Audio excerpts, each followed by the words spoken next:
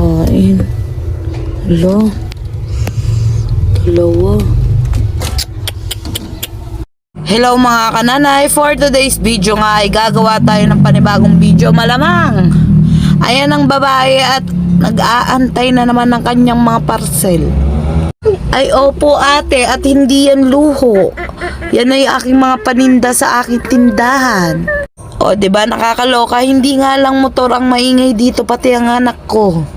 Hindi ko na nga kailangan ng beat dahil Chichay, bigyan mo ko ng beat. Tat tararat tat tat, ikaw.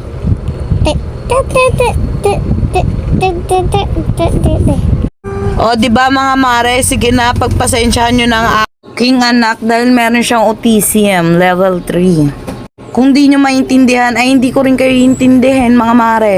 Ay, atake. Masanay na nga kayo mga mare na mayroon tayong background sa likod ng aking pagbo-voice over.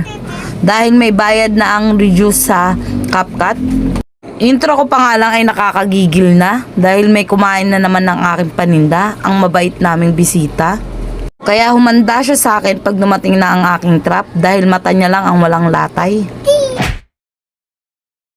So ayan na nga mga mare, binuksan ko na ang mga parcel ko na para ma-display na natin. Na bakit parang nabubulol ang babaeng ito. Nag-order na nga rin ako mga mare ng pwede kong upuan dito.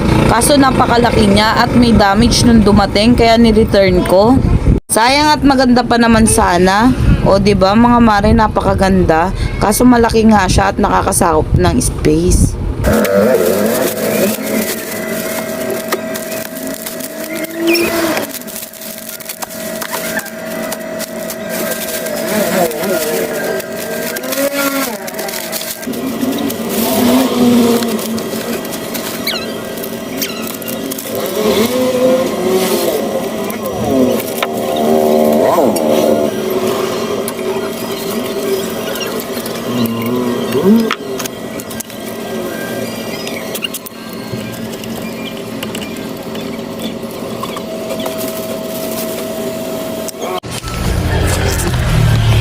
Ano na? May nakita na kayo?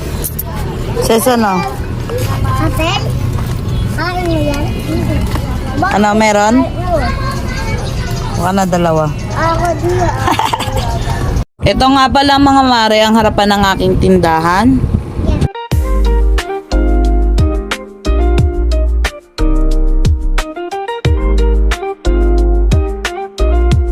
Wala pa na